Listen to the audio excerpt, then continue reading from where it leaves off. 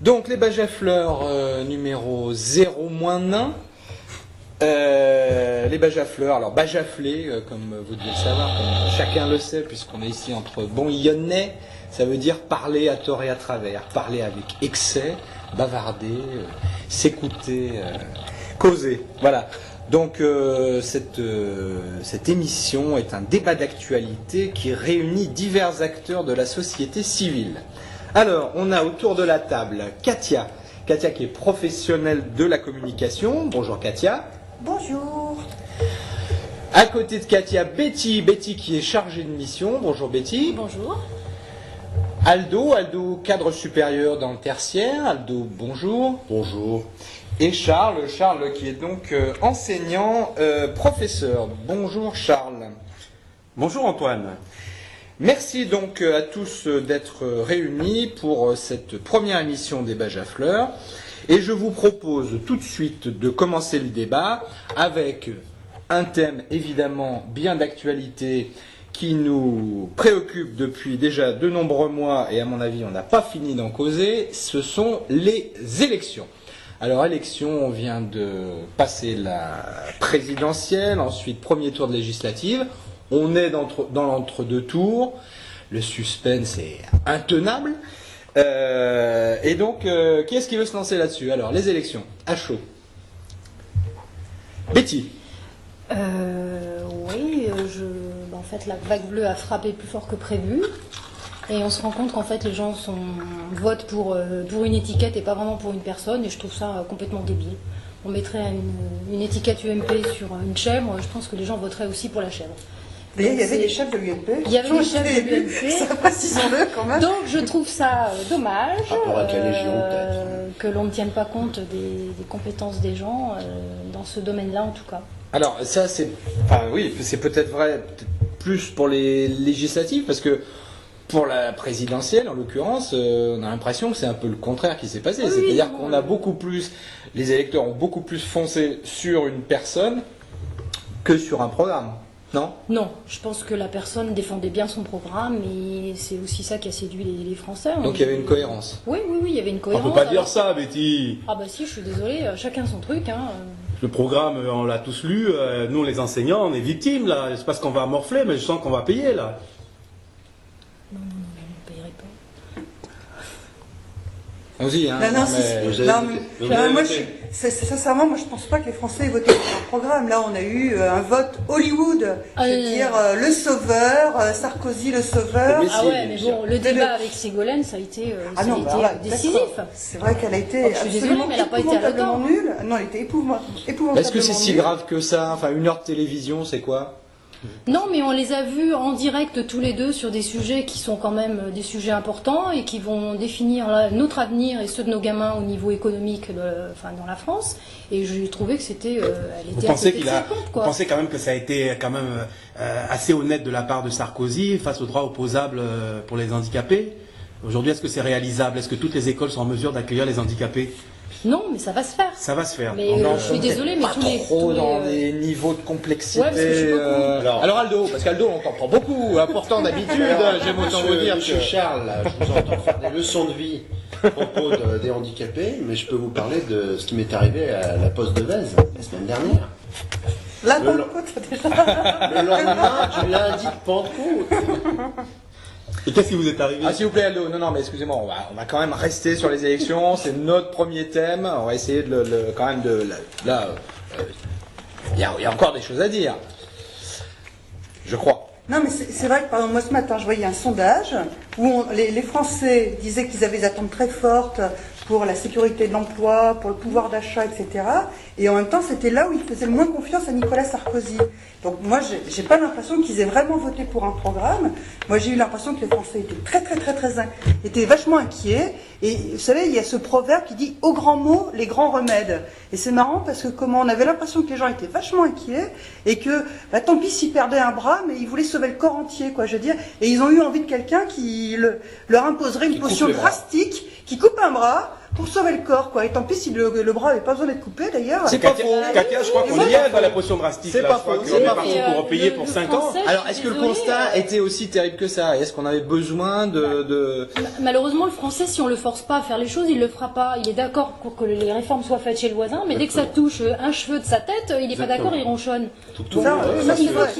On le sait, la France a un côté schizophrène, Je on suis le désolée, sait il y a tous. un constat aujourd'hui, on est économiquement mal, il y a une grosse dette à l'extérieur, internationale, et bon, il faut régler le problème. Nos gamins vont payer les pots cassés et c'est pas normal. Donc il a le courage de mettre des réformes en place. Moi je pense que les gens l'ont élu effectivement pour ça, parce qu'il a le courage de dire haut et fort ce qu'il pense et ce qu'il veut faire. Et quand on voit aujourd'hui l'électorat du FN qui est complètement râlé pâquerette, c'est bien qu'il y a des gens qui s'y retrouvent. Ah, bah ça, Donc, on peut en parler du FN, ça c'est intéressant, effectivement. Le siphonnage est réussi, Oui, parce que tout à alors là... fait. Sarkozy serait-il le Mitterrand de droite? Je sais pas, mais en tout cas, le FN, il y a 10 ans, Qui quand les électeurs... lui-même n'était pas tout à fait à gauche. Quand On les peut le dire, élus quand étaient on lit élus le avec livre le de vote Pierre du Péan. FN, c'était un drame, c'était un nazi, enfin on l'a vécu déjà dans la région lyonnaise, et aujourd'hui... Moi, je suis très content d'une chose au niveau ça passe bien, national, c'est que finalement, les gens qui ont voté Le Pen pendant des années, Oui, Aldo. ils ont finalement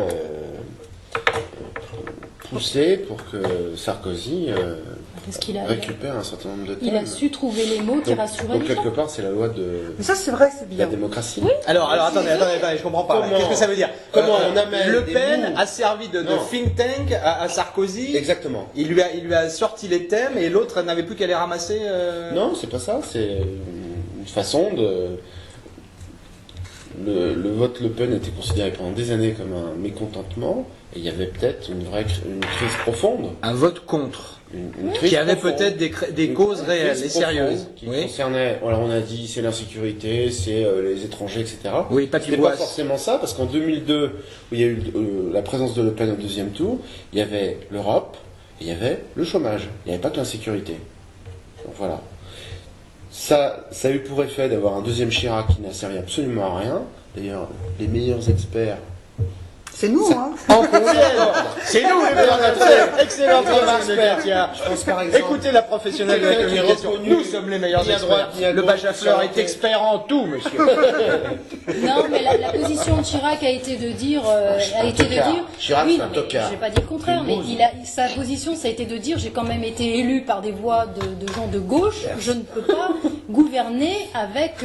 comme si c'était que des gens de droite. Il faut que je tienne compte aussi de ça. Exactement. Donc il a tenu compte de son électorat de droite qui a été obligé de voter pour faire front à Le Pen. Et du coup, c'est vrai qu'il a pas fait des grandes réformes. Mais je suis contente de voir que les gens de gauche reconnaissent qu'il a été nul parce qu'il n'a pas fait les réformes de droite. Alors, le constat, moi, un des constats que je fais, c'est qu'on a un déplacement massif, une translation, n'est-ce pas, mon cher professeur de mathématiques, Oui, exactement. de l'échiquier sur la droite. Sur la droite, Mais alors, avec, tout est parti sur la droite, ce qui fait que maintenant, on en arrive à regarder un socialiste comme un espèce de type bizarre, En voie de disparition. qui C'était le cas en des voie gens de de disparition droite avant, hein. et qui n'osez pas le n'hésiterait pas à vous mettre une bombe sous le capot. Alors là, C'est vrai que la démocratie française a des questions à se pose quand même poser. des vraies questions. Des Là, questions ça à pose se des poser vraies parce que questions. Sarkozy aujourd'hui il serait presque à gauche certains propos, voir les ministres qu'il a. On a toujours oublié que la droite savait faire du social. C'était toujours la gauche qui faisait des réformes Et sociales. l'ouverture avec Kouchner, ça correspond à quoi? Justement, aujourd'hui, quelqu'un de droite va faire des réformes. C'est pas que la gauche. Alors c'est intéressant à aussi entendre. faire des Kouchner réformes. serait quelqu'un de compétent. A priori, j'en sais rien. Je ne le connais pas personnellement. En tout cas, Ça c'est une info. Il doit faire ses preuves encore. hein. je pense qu'il a des qualités, ce monsieur, qui font qu'il a été C'est un choisi. excellent acteur de télévision. Ça Il peut est tout savoir formidable. sur la Non, scène moi, ce que je lui Il a un reproche. lancé de sac de riz magnifique. Non, moi, ce que je lui reproche, c'est surtout quand même l'un des rares socialistes à avoir défendu la guerre en Irak. En Irak. Et ça, je trouve que c'est quand même pas quelque chose qui plaît dans sa faveur. pour Monsieur ma part, Autrainte, rappelons-le. Alors c'est Mais, vrai que par rapport à Sarkozy, la guerre en Irak, on fait quoi s'il y a un nouveau conflit? On y va ou pas? Moi j'avoue que je serais plutôt sceptique aujourd'hui, puisque à entendre Éric Besson, M. Sarkozy serait un néoconservateur à un passeport français. Et il est ministre aujourd'hui, il est secrétaire d'État, Éric Besson. À la prospective. Ouais. On parle, alors on va aller même plus loin, on parle du retour des internats, qui lui-même ne serait qu'une préfiguration du retour du service militaire. Effectivement, on peut se demander Service militaire, ah oui. si on n'a Grande pas un valeur peu des française. bruits de bottes qui arrivent, et si effectivement, dans le cas d'un conflit, par exemple, avec l'Iran ou la Syrie, on n'aurait pas des petits gars qui risqueraient de partir. Sauf que l'Iran, à mon avis, c'est Et on a l'autre déjà paire de des- manches. On a déjà des soldats en Afghanistan. Des professionnels. Des professionnels. C'est pas le contingent. C'est pas le contingent. Le contingent, c'est fini depuis Oui, mais c'est 80. fini. Non, on demande pas peut-être. Les professionnels. Ça ferait plaisir à un certain nombre de gens qu'on revienne À la conscription. au piou-piou, absolument. À la conscription Et moi qui suis enseignant en ZEP, Bah, je dirais moi, que je suis c'était tout à quand fait même, d'accord. c'est quand même une grande valeur qui va peut-être nous mettre d'accord avec mes amis d'en face. Le fait que la conscription revienne, parce qu'il y a certains jeunes aujourd'hui qui n'ont plus de boussole, qui n'ont plus de valeur, et qui, grâce au service militaire, pourraient les retrouver. Antoine, je pense. Oui. Effectivement, maintenant, si c'est pour les envoyer se faire dézinguer pour des puits de pétrole, personnellement, je n'y enverrai pas mes De toute neveux. façon, Mais bon, après, chacun fait un petit peu comme il l'entend. s'il y avait Est-ce que besoin, ceci il faut ne nous rappeler. amènerait pas une habile transition avec le sujet choisi par Katia, qui est l'école? Alors Katia, l'école, bah oui, on parle là des jeunes, des internats qui reviennent. Alors est-ce La que c'est carte scolaire, Katia. Eh oui, nous en cette parler. émission d'M6 là, l'internat en folie, enfin bref, Ok. les choristes, tout ça, cette ambiance un peu. Je vais répondre. Non, attendez, laissez Katia exprimer son sujet et puis on y réagira. Et moi poser mes questions parce qu'effectivement, par exemple, Sarkozy a proposé, enfin c'est Darcos en fait, Xavier Darcos a proposé la suppression de la carte scolaire, application dès la rentrée, donc quand même de façon un peu précipitée. Moi je trouve par rapport à la rentrée de septembre, on a 100 mois de juin, on est septembre, et c'est vrai que moi je trouve que ça pose plein de questions. Je suis pas forcément contre. Je suis pas forcément pour non plus. Je trouve qu'effectivement le système existant, il est pas bon. Moi, c'est vrai que je rencontrais il n'y a pas très longtemps un type qui habite à Saint-Fond, je veux dire qui est engagé, c'est un militant, etc., et engagé dans sa vie publique. Ces gamines, elles grandissent, elles vont au collège, et ben ils pensent à déménager parce qu'effectivement, la laisser au collège à l'un des clochettes, c'est pas facile. Alors, Je veux est-ce qu'on dire, peut rappeler en 2 mots, mon cher Charles, la carte scolaire? Ah mais la carte scolaire, c'est ce En qui quoi ça consiste? c'est le gros problème de l'école aujourd'hui, surtout C'est dans quoi les quartiers difficiles. C'est-à-dire ce qu'on appelle le déterminisme social. Vous allez dans l'école primaire, d'abord la maternelle, qui est définie par cette carte par rapport à votre domicile. Donc, j'ai une adresse. Votre adresse définie. Mes enfants sont domiciliés à cette adresse, ils doivent aller dans cette école. Affirmatif. Donc c'est-à-dire que vous irez dans cette école. École primaire, école. Le collège est aussi défini. Et ensuite, soit vous êtes un spécialiste, vous connaissez les options pour le lycée. Là sinon- commence la magouille. Là commence la magouille. Mais sinon, vous êtes au collège de votre secteur. Il faut savoir que les collèges ont une réputation, ce qui fait que C'est comme les dit, fameuses 300 maternelles. Vous avez entendu parler de ça. Il paraît qu'il y a 300 maternelles en France, d'où sortent tous les dirigeants. et c'est- Donc ça- on peut savoir quasiment dès la Oh là naissance. là. Oui, mais c'est quand même une question. C'est une question qu'on peut. Au-delà de la maternelle, il faut savoir que le lycée Louis le Grand à Paris est le seul lycée de France à avoir fourni 2 chefs d'État. C'est quand même révélateur, je veux dire, par rapport à tous les lycées qu'il y a en France. Il y a un seul lycée Non, qui a eu 2 chefs d'État. vous avez réussi une petite Je vais vous Marseillaise. prendre deux C'est exemples. peut-être un hasard quand même. hein. Je vais vous prendre deux Un exemples. hasard, Sans doute je pas, crois sans pas. doute pas. Charles, Crois pas quand on voit où il est situé à Paris. Je le vais prendre lycée deux en- Ouais, mais exemples enfin, de la ma propre maternelle, on n'a pas une histoire. Aldo. formation quand même. Aldo, poussée, hein. laissez Aldo donner sa Mon vision. éducation m'a amené La à carte scolaire. parler très peu de moi, mais cependant, puisque vous mettez le sujet sur la carte scolaire, je vais vous parler de mon histoire. Très simplement, Pas combien d'heures, hein. le cours préparatoire, je l'ai redoublé.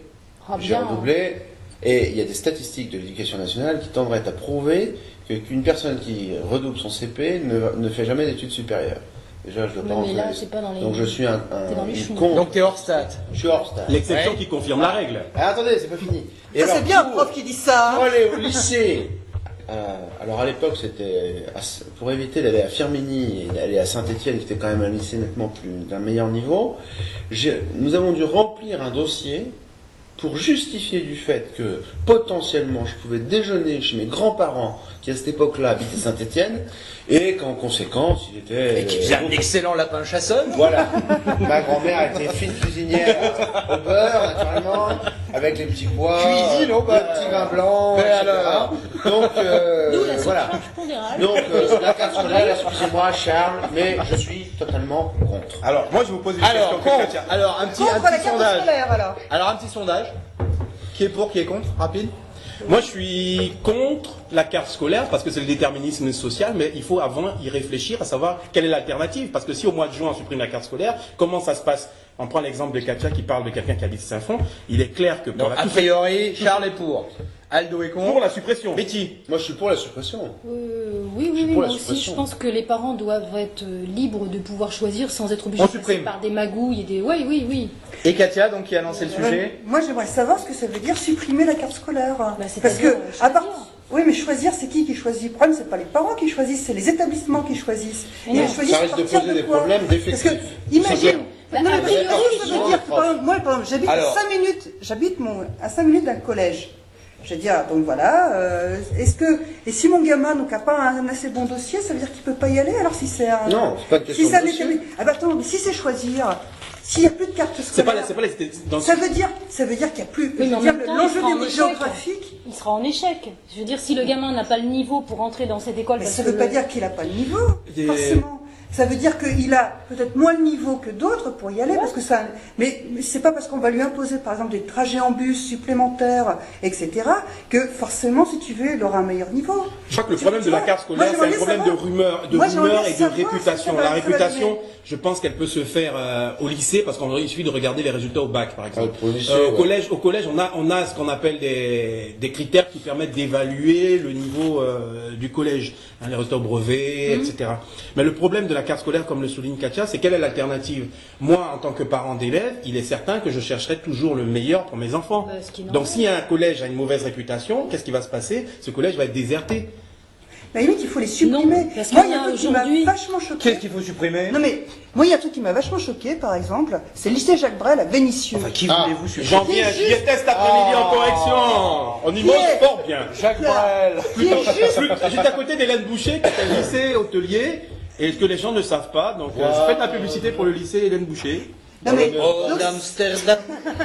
Mais il y a, je crois, dans l'Est, il y a un département qui est en zone test par rapport à la carte scolaire où les parents mettent leurs gamins librement dans l'école où ils veulent et il n'y a pas de sous-effectif. S'il vous plaît, laissez Katia nous parler de Jacques Brel. C'est un lycée où il y a énormément d'évitement. Je crois qu'il y a d'évitement, on appelle ça l'évitement. Les gens qui évitent de mettre leur... Ah, donc qui utilisent des stratagèmes pour ne pas envoyer leurs mots dans cet établissement.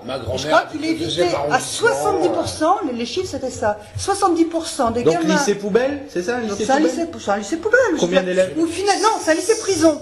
C'est un lycée prison. Où finalement, les gens qui habitent les maguettes... C'est bon, ça. C'est un lycée ghetto où les gens des maguettes y vont, et puis ceux qui ne sont pas des maguettes n'y vont pas. Pourtant, c'est un lycée qui vit un peu la discrimination positive avec l'INSA. Oui, l'INSA et Sciences Po. Sciences Po, ouais. Mais bon, ça concerne très peu d'élèves aussi par rapport. Je pense que ça suffit pas. Combien d'élèves le bahut en question? C'est un lycée qui fait les deux. Il est à 10% de ses effectifs original. Il fait lycée général.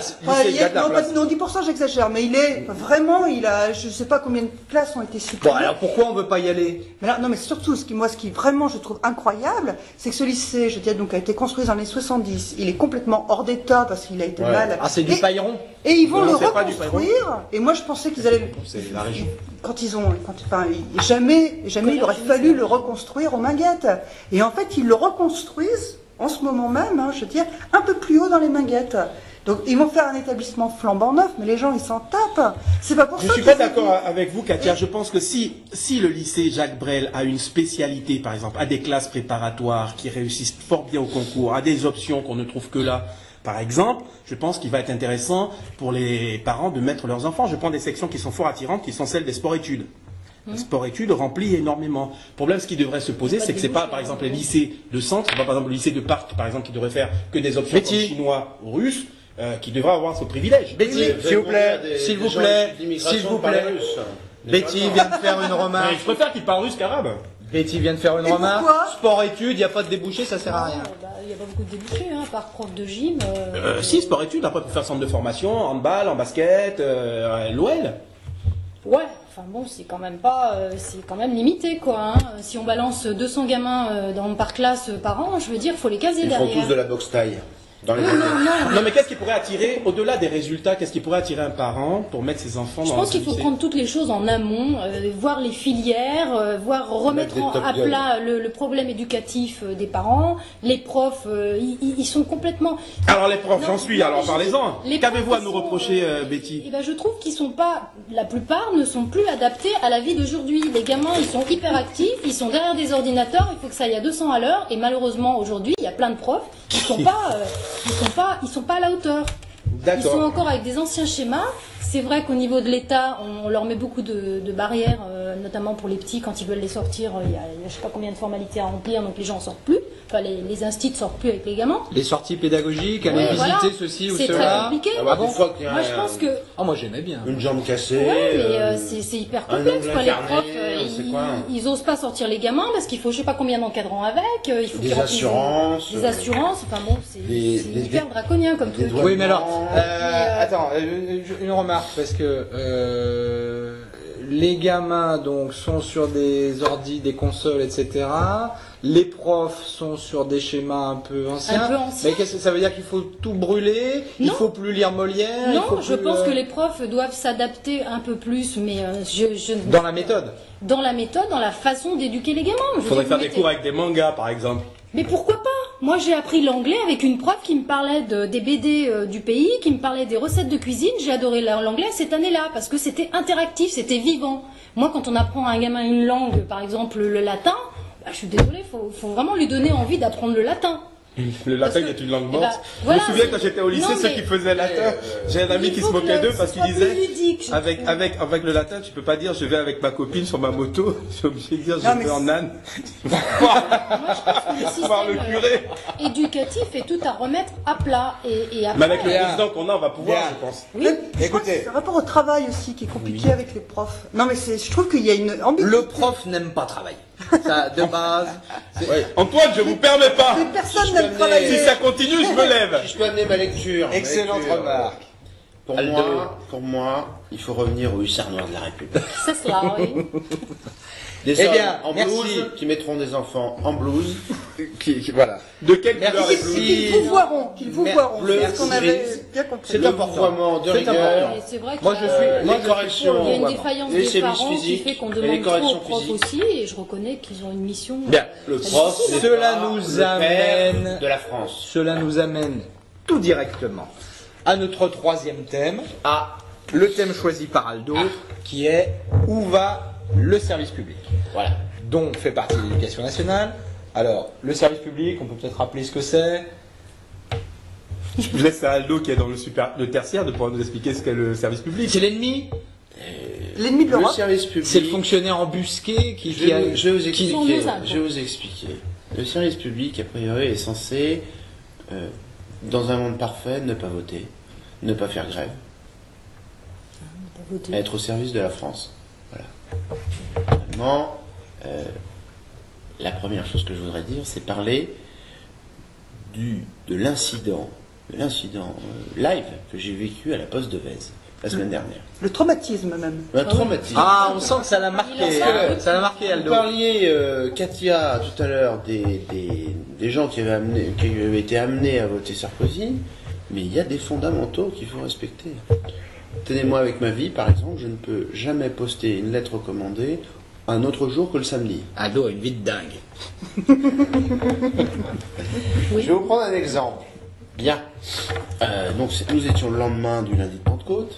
Naturellement, la Poste... Le lendemain du dimanche de Pentecôte ou le lendemain du lundi? Non, du lundi. Donc le mardi, évidemment. Nous étions le mardi pour parler le mardi de Pentecôte. Le mardi, c'est le marché à la pour les gens Croix-Rouge. qui travaillent, C'est le marché le à la deuxième jour de la Croix-Rouge. semaine. Voilà. Revenons-en aux fondamentaux. Je me suis C'est pris le marché de la en arrivant, Croix-Rouge, il y avait à peu mardi. près 20 personnes devant moi, n'est-ce pas? Il y avait que 2 personnes au guichet, une et demie, parce qu'il y en avait un qui était en train de boire un café.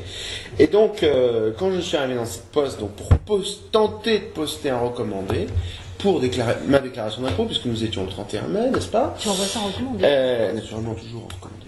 Ah ouais, parce que dans le tertiaire, naturellement, que quand moi j'adresse un courrier normal en courrier normal à 53 centimes d'euros, le courrier est perdu, le courrier on me demande. Moi, on m'a jamais perdu ma feuille d'impôt. Je suis désolée. Attendez. C'est peut-être ça qui vous crispe aussi, Aldo, le fait que vous y alliez pour cette. Alors attendez.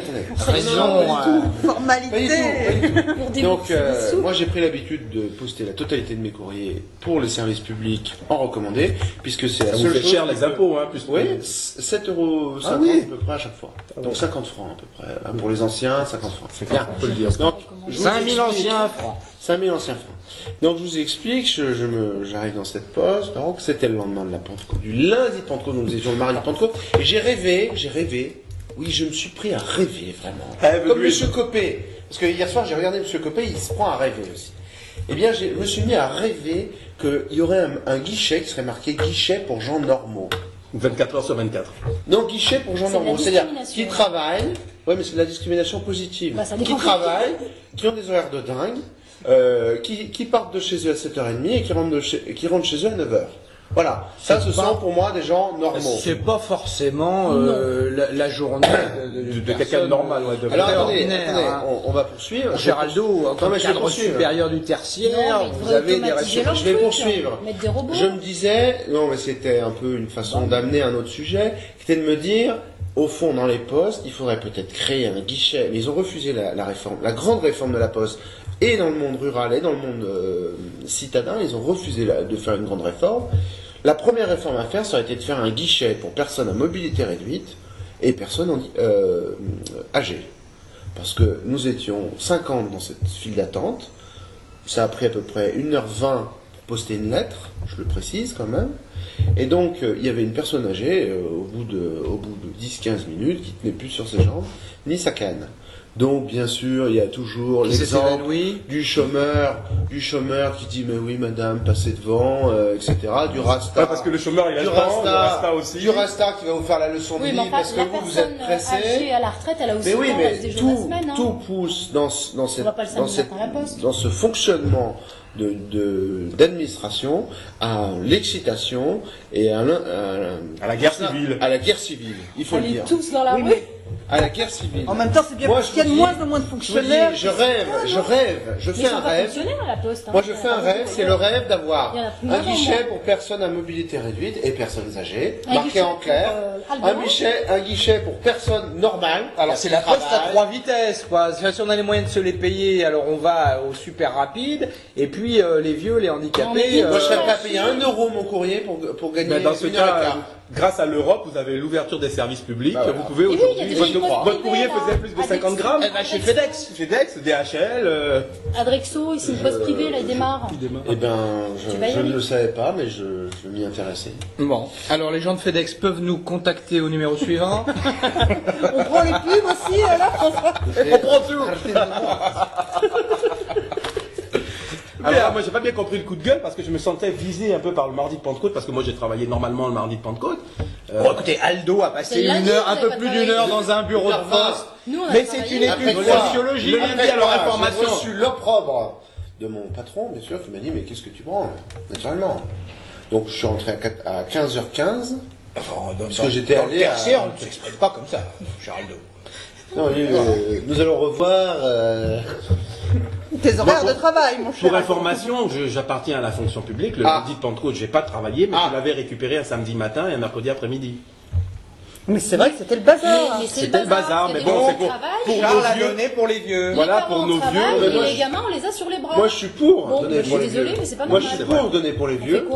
C'est vrai qu'on était sur l'école, c'est vrai que par rapport aux enfants, il y a beaucoup de choses à revoir à l'école, et là je pourrais rejoindre, le service public n'est pas réellement assuré, parce que c'est vrai qu'en ce moment, quand il y a les examens, les enfants sont laissés à eux-mêmes, puisque les enseignants sont réquisitionnés pour les surveillances et les corrections. Si je peux rajouter un tout petit point, dans le monde rural, la poste est ouverte de 10h du matin à 11h30 et de 14h à 16h30.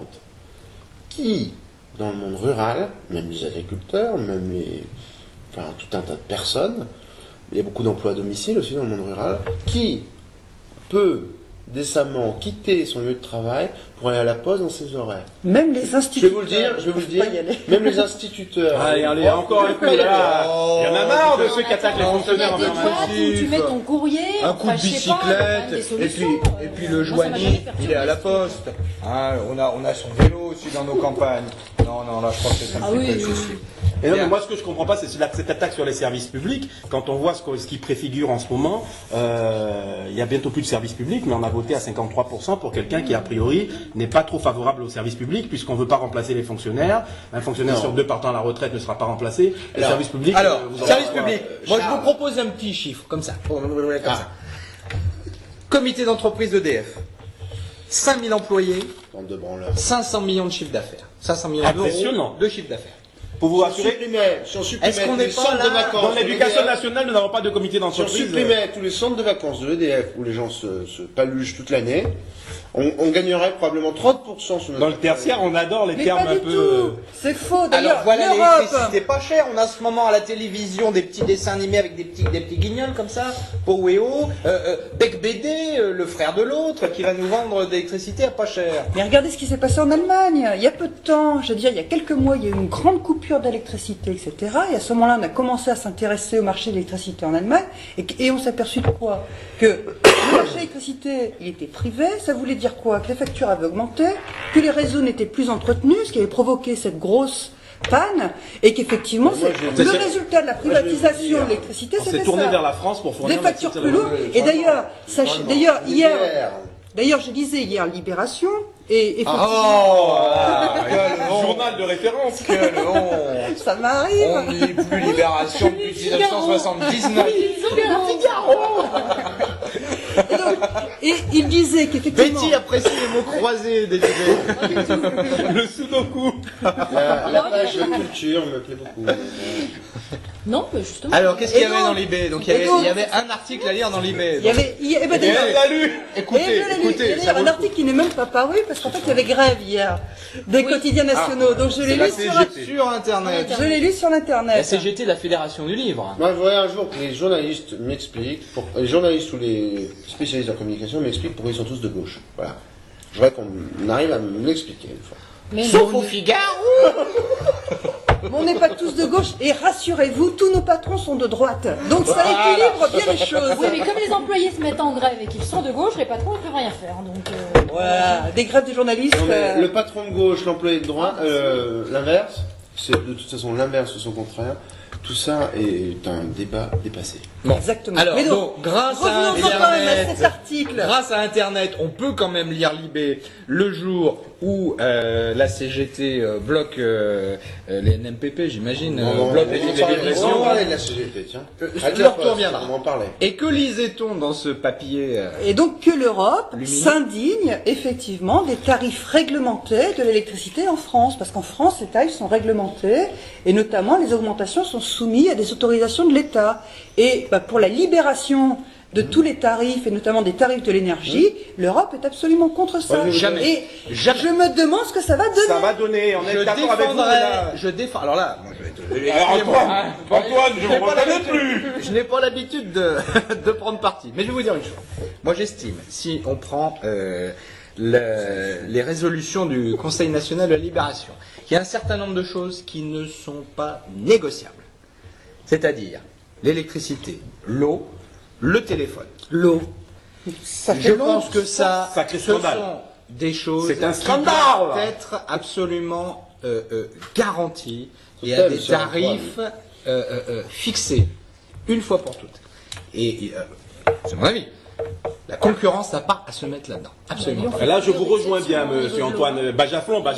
Effectivement, l'Europe, je crois que la grande erreur de l'Europe, elle est là. Les Français l'ont bien compris. Et là, la droite est face à ces contradictions. Et oui. Les plus extrêmes.